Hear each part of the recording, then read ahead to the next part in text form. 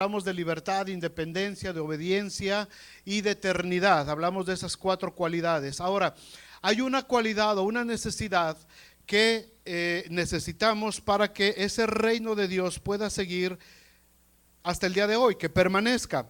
Y es precisamente la unidad. Por eso el tema de estas 3 semanas es unidad, base del éxito. Si queremos tener éxito en nuestras personas, en nuestros matrimonios, en nuestras familias y en nuestra iglesia, entonces tenemos que aprender que la unidad es muy importante y cómo mantener esa unidad para que podamos nosotros permanecer. Si no hay unidad, nos vamos a deshacer. Para enfrentar cualquier proyecto como familias y como iglesias, tenemos que aprender a conservar la unidad. Si no hay unidad, vamos directo al fracaso. Jesús lo estableció de esta manera en Lucas 11:17.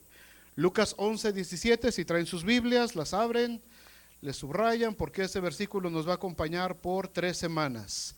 Lucas 11:17.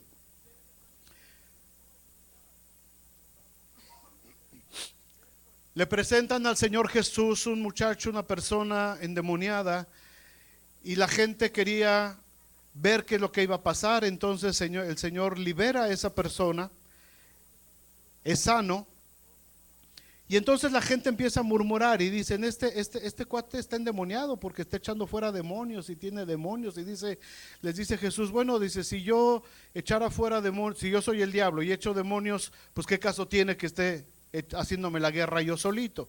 Y les da esta respuesta el Señor allí en Lucas 11:17. Mas él, conociendo los pensamientos de ellos, les dijo: todo reino que dividido contra sí mismo es asolado, y una casa dividida contra sí misma cae. Otra vez. Mas él, conociendo los pensamientos de ellos, les dijo: todo reino dividido contra sí mismo es asolado, y una casa dividida entre sí misma o contra sí misma cae.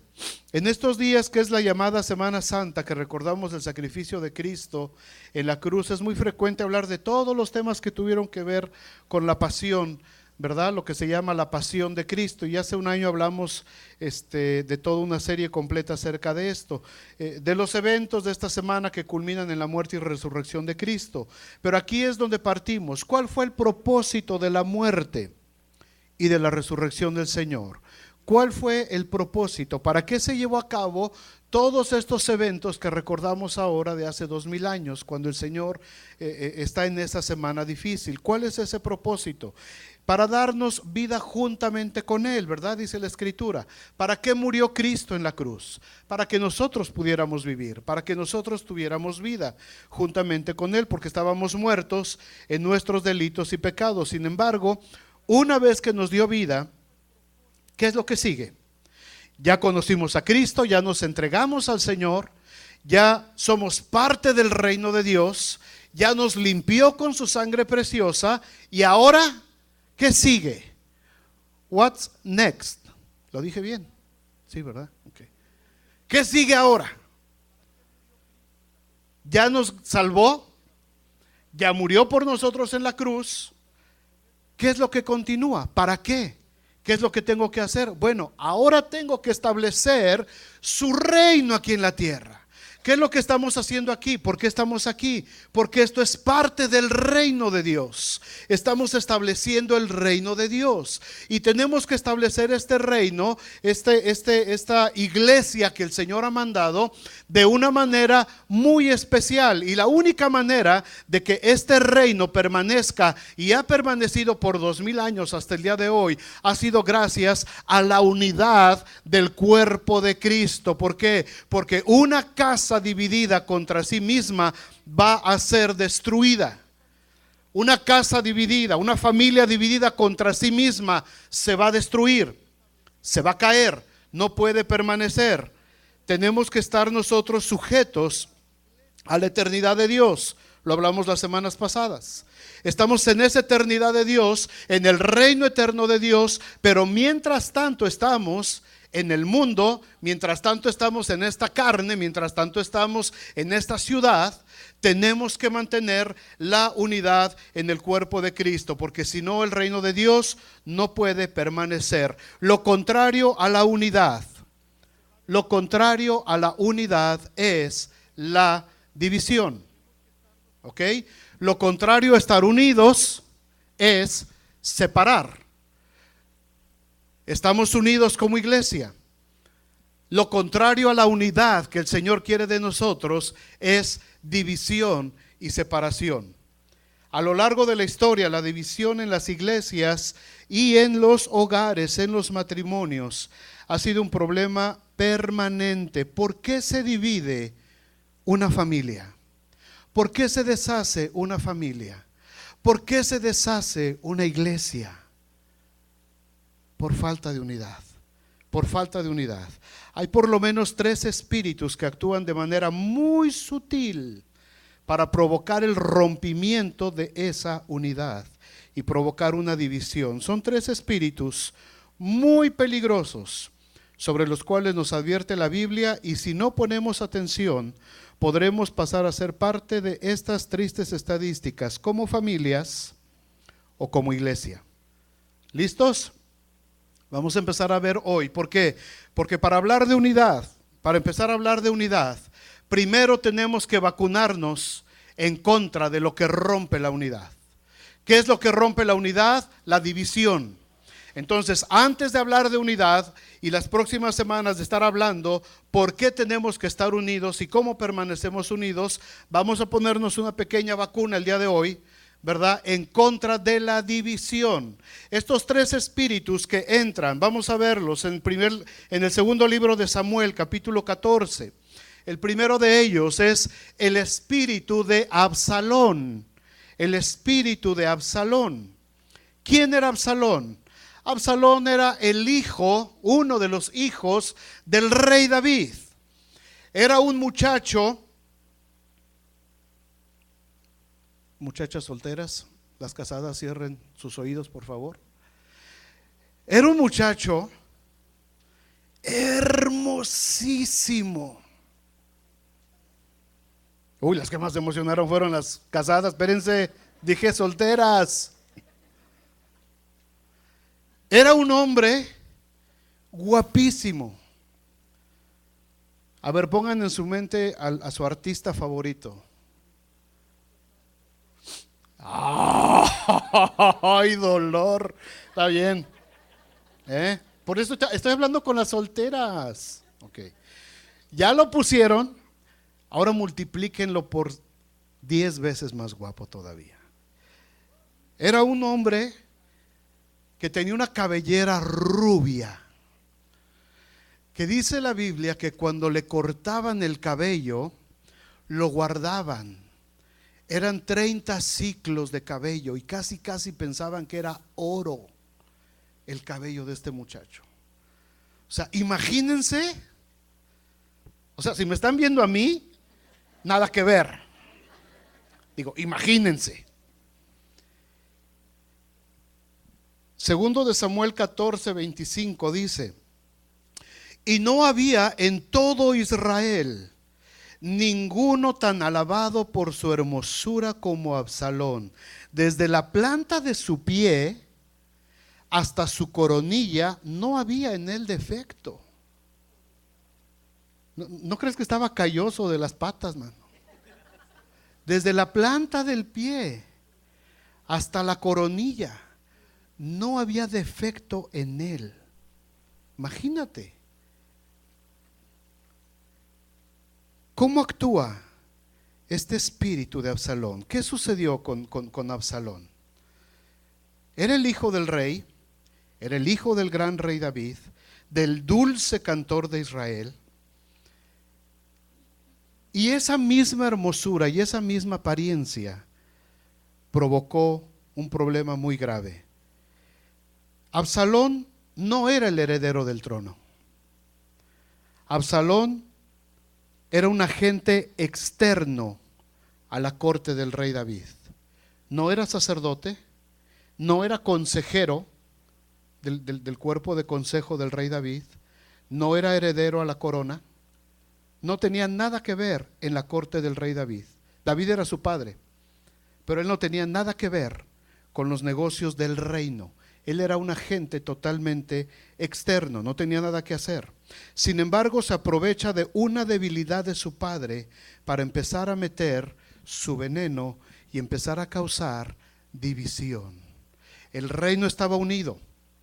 David lo había unificado. El rey David había ganado muchas batallas muy difíciles para lograr unificar el reino de Israel. Sin embargo, David está tan ocupado con sus asuntos, tan ocupado con sus negocios, tantos problemas trae en la mente, que entonces Absalón empieza a ganarle el corazón de la gente. Vamos a ver cómo lo hizo Absalón. Fíjense bien ahí. Seguimos en 2 de Samuel 15, versículo 1. Aconteció después de esto que Absalón se hizo de carros y caballos y 50 hombres que corriesen delante de él.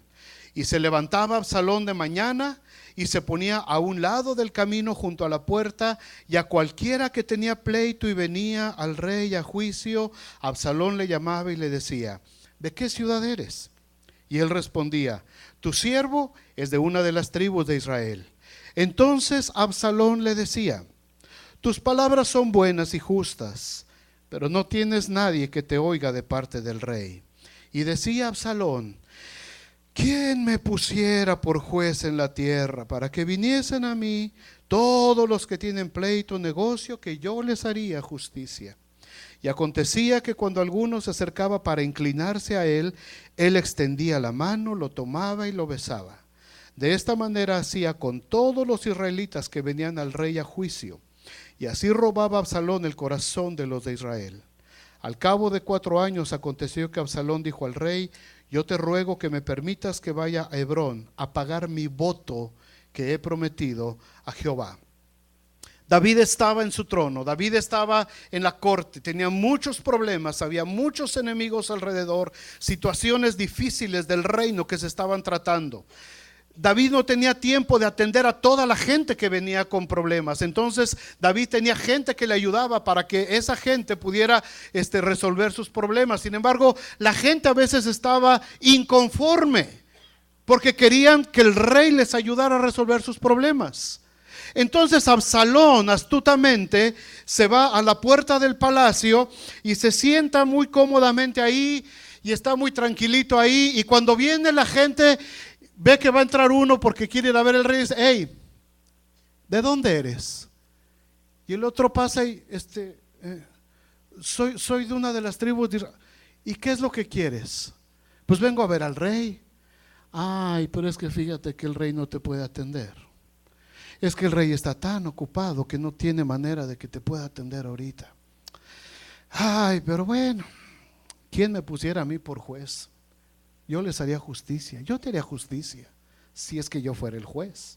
Pero pues yo no soy el juez, yo no soy nadie aquí, no tengo nada que hacer. Pero si yo fuera, así con toda mi belleza que tengo, yo te haría justicia. Y el hombre, dice, se inclinaba y él decía: no, permíteme, no, ¿cómo crees? Y le besaba la mano y lo abrazaba. Y el que venía a ver al rey decía: wow, este es un verdadero rey. Este sí sería un buen rey. Este sí nos haría caso. El rey David está tan metido ahí con todas sus broncas que no tiene tiempo para nosotros. Este sí sería un buen rey. Y dice aquí la Biblia que poco a poquito se fue ganando el corazón de todo Israel. Los iba interceptando. Llegaban a ver al rey y él los interceptaba y los empezaba a seducir emocionalmente, y la gente le entregaba su corazón. ¿Cómo funciona el espíritu de Absalón en un matrimonio? Dijimos que es un agente externo, no es de adentro del matrimonio, es un agente externo. Un agente externo que de pronto le dice a la esposa, un hombre que viene y le dice a la mujer: ay, pero qué bonita eres. ¿Cómo es posible que el bestia de tu marido no se dé cuenta? ¿Cuándo fue la última vez que no te ha regalado rosas? Oye, qué bárbaro. ¿Cuándo fue la última vez que te dijo de esos ojos tan hermosos que tienes? Y la mujer, ay, no, pues ni me dice nada. Ay, si yo fuera tu esposo, o si yo fuera tu novio, me pasaría todo el día viendo tus ojos, alabando la hermosura. Mira ese cabello que tienes. ¿Cuántas veces te acaricia tu esposo tu cabello todos los días? Nunca. Pero qué animal. Teniendo este monumento y qué desperdicio. ¿Quién me pusiera a mí por juez? ¿Se dan cuenta cómo opera? Una mujer con espíritu de Absalón. Ay, ¿a poco otra vez la vieja no te mandó lonche? Si yo fuera tu esposa, todos los días tendrías tortillitas de harina hechas a mano. Y no faltan, ¿verdad, varones? Ajá, en el trabajo no falta la que, ay, pero qué fuerte estás. Ay. Oye, y tu esposa ha de estar feliz cada vez que la abrazas, ¿verdad? No, si me deja abrazarla. Ay, pues qué desperdicio, porque esos músculos. ¿Quién me pusiera por juez sobre Israel, que yo les haría justicia? El espíritu de Absalón así entra. ¿Y cómo destruye matrimonios el espíritu de Absalón? Así entra. Cuando te das cuenta, estás totalmente involucrado emocionalmente con ese espíritu que está destruyendo tu matrimonio. ¿Cómo funciona el espíritu de Absalón dentro de la casa, de la familia, aparte del matrimonio? Es que es el tío consentido que, como quiere a los sobrinos. ¿Y dónde están tus hijos? Con el tío, con la tía. ¿Ah, sí? ¿Y qué están haciendo? No, pues es que él se los lleva a Disneylandia y se los lleva, no, aquí no hay Disneylandia, ¿cómo se llama? Al Michigan Adventure y se los lleva por acá, por allá. ¿Y tú por qué no lo llevas? Es que es su tío consentido, pero no es su padre. Y cuando te das cuenta, el niño no te tiene ningún respeto como padre. Y tienes que llamar al tío para que entonces el tío lo haga entrar en razón. ¿Por qué? Porque el espíritu de Absalón se roba el corazón de la gente. Llámese como se llame, tío, tía, abuelo, abuela, como se llame. No dejen, padres, que nadie les robe el corazón de sus hijos. Aún, es que es la abuelita, no importa, no es su madre. Su madre eres tú. Está bien que la abuela la quiera, está bien que los abuelos los quieren, está bien que los parientes los quieren, pero nosotros somos los que tenemos que cuidar que la unidad de nuestra familia. Porque si yo descuido la unidad y dejo que entre el espíritu de Absalón, una casa dividida contra sí misma no permanece, se cae, se destruye. Cuando los papás se dan cuenta y quieren tomar autoridad sobre sus hijos, perdieron toda la autoridad. Y el corazón de los hijos le pertenece a los tíos, le pertenece a los abuelos, le pertenece a medio mundo. Pero los padres perdieron su autoridad. ¿Por qué? Porque el espíritu de Absalón entró y dividió la casa. Y una casa dividida contra sí misma no puede prevalecer. Una casa dividida contra sí misma se cae, dice el Evangelio de Lucas. ¿Se entiende? El espíritu de Absalón actúa de esa manera, robando el corazón de la gente. ¿Quién me pusiera a mí por juez sobre Israel? Que yo les haría justicia, yo les diría lo que tienen que hacer. En la iglesia el espíritu de Absalón dice, yo lo puedo hacer mejor, yo soy más eficiente, nunca me lo han pedido a mí, pero yo tengo más virtudes. Ay, qué gacho canta el Benji, yo canto más bonito que el Benji. ¿Por qué no me pondrán a mí? Y empieza el espíritu de Absalón. Y hermanos, en los 52 Ay, ¿cuándo? Si yo gacho, ¿ah? Sí. Bueno, en el tiempo que tengo de vivir, no tienen idea cuántas iglesias he visto divididas. ¿Cuántas iglesias he visto divididas? Cómo el espíritu de Absalón entra en el corazón de una persona que tú decías, oye, pero es que sí, era hermoso Absalón, era precioso Absalón. Y el espíritu de Absalón entra en personas con características también de ese tamaño, no necesariamente físicas, pero personas atractivas emocionalmente o atractivas por su personalidad. Líderes con una gran personalidad dentro de las iglesias, que de pronto cuando ven que está muy fuerte el trabajo y todo eso, de pronto se sientan a la puerta y empiezan a pensar, ¿quién me pusiera a mí por pastor de esta iglesia? Porque yo haría las cosas de manera muy diferente. ¿Quién me pusiera a mí por líder de los niños? Porque yo lo haría todavía mejor. ¿Quién me pusiera a mí por líder de alabanza? Porque yo lo haría mucho mejor. Y se empieza a platicar y se empieza a rumorar y se empieza a robar el corazón de la gente. Y créanme, hermanos, lo he visto cientos de veces. Cientos de veces lo he visto, desgraciadamente. Desgraciadamente. Por eso les dije, quiero que aquí en la iglesia nos vacunemos el día de hoy contra eso. Y quiero que entendamos como iglesia, como familias, cómo funcionan ese tipo de espíritus para dividir. Dios está haciendo una obra preciosa en las familias aquí presentes. Y Dios está haciendo una obra preciosa en nosotros como iglesia. Tenemos que proteger la unidad. Tenemos que guardar la unidad y tenemos que estar pendientes de que este tipo de cosas no entren. ¿Cuál es el segundo espíritu? El segundo espíritu es el espíritu de Coré. El espíritu de Coré, si van conmigo a Números capítulo 16, en el libro de Números capítulo 16, se habla acerca de este espíritu de Coré, de este hombre llamado Coré. Números 16:1. Búsquenlo mientras me echo un trago. 16:1 dice: Coré, hijo de Izar, hijo de Coat, hijo de Leví.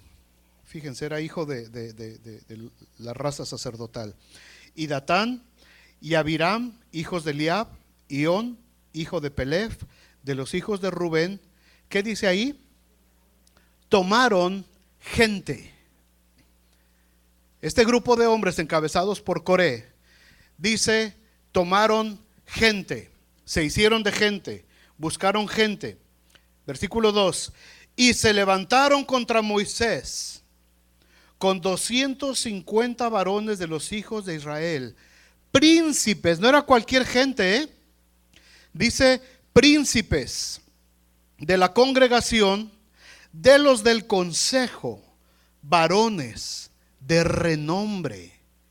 No eran 250 pelados de a pie, era gente de los principales dirigentes de la nación de Israel. Fíjense el tamaño de influencia que llegó a tener este hombre Coré, para poder influenciar en la mente de estos varones, 250 varones de renombre. Eran de los príncipes de la nación de Israel. Versículo 3, y se juntaron contra Moisés y Aarón y les dijeron: basta ya de vosotros, porque toda la congregación, ¿qué dicen las otras dos palabras? Todos ellos son santos, y en medio de ellos está Jehová. ¿Por qué pues os levantáis vosotros sobre la congregación de Israel? Moisés y Aarón habían guiado al pueblo saliendo de Egipto. Pasaron muchas cosas, ¿se acuerdan? Vieron cómo se levantó el mar, se abrió el mar y ellos pudieron atravesar por ese lugar. Esta gente había estado viendo la columna de fuego que les guiaba por la noche y les daba calor, y habían caminado debajo de la sombra de la nube que les protegía durante el día también del calor. Habían comido maná, habían comido codornices, habían bebido del agua de la roca que había brotado, habían visto todo lo que Dios había hecho por mano de Moisés y de Aarón. Y de pronto dicen: ¿por qué ustedes son los que están sobre nosotros? ¿Por qué ustedes son los que están en autoridad sobre nosotros? ¿No somos nosotros todos santos? Todos nosotros somos santos, somos el pueblo de Dios. Todos tenemos el mismo derecho de ustedes. Y ustedes se pusieron sobre nosotros. Fíjate cómo opera este espíritu. Esta clase de espíritu no reconoce la autoridad dada por Dios a gente imperfecta, con errores, pero con un llamado especial de parte de Dios. Y entonces, al no reconocer la autoridad dada por Dios, empiezan a buscar gente que piense igual que ellos y buscan una rebelión, buscan la división, buscan romper la unidad. El espíritu de Coré en una familia, ¿cómo funciona?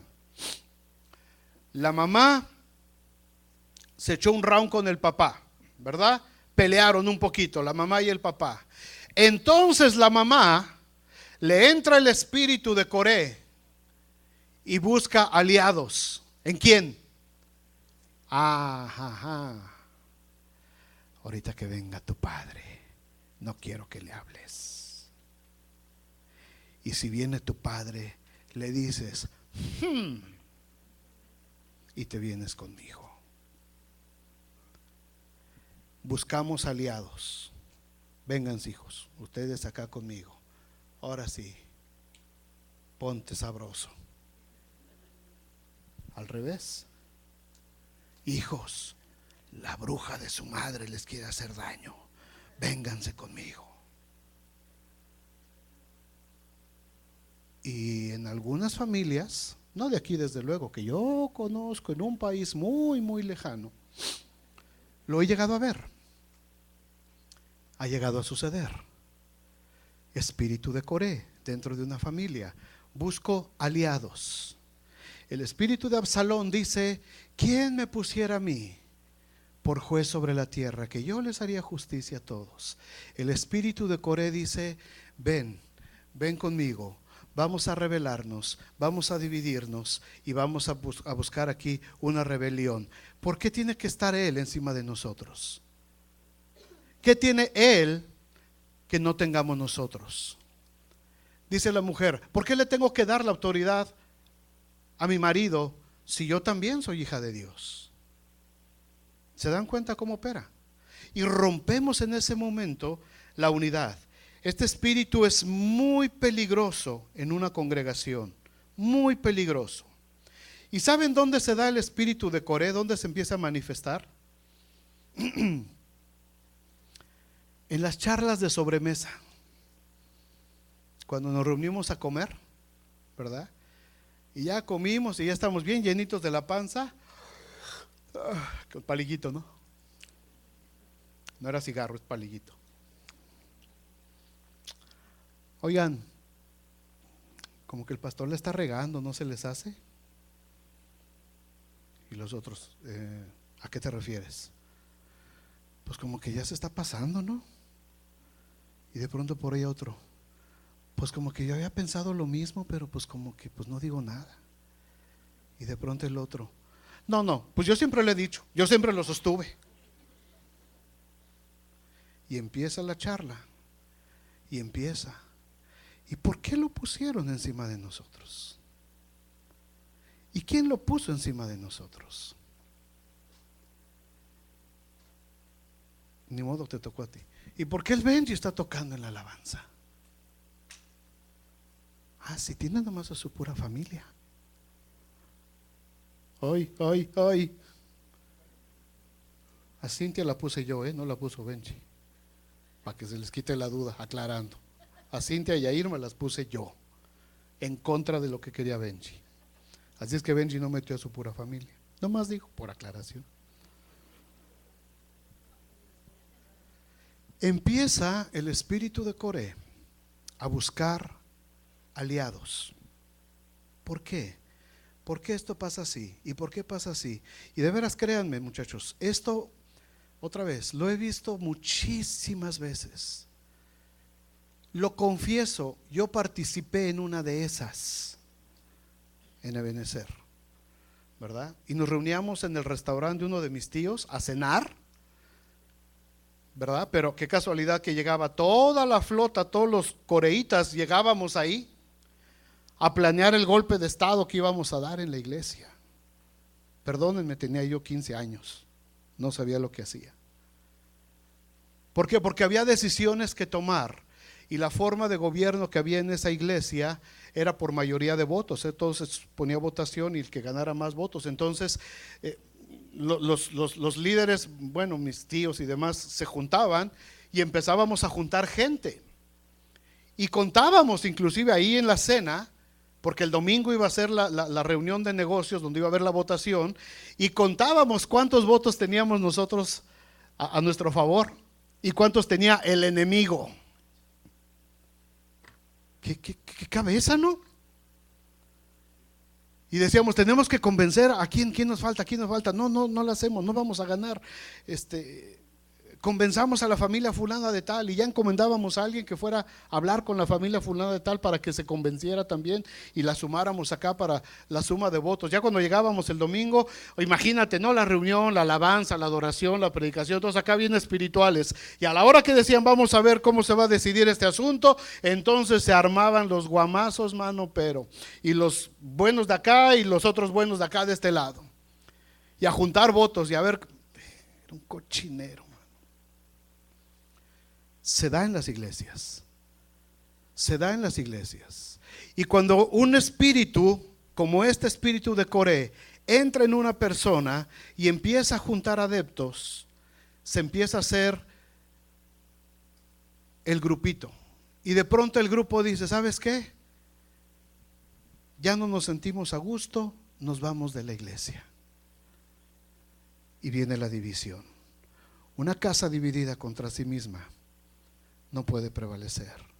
El reino de Dios dividido contra sí mismo no puede prevalecer.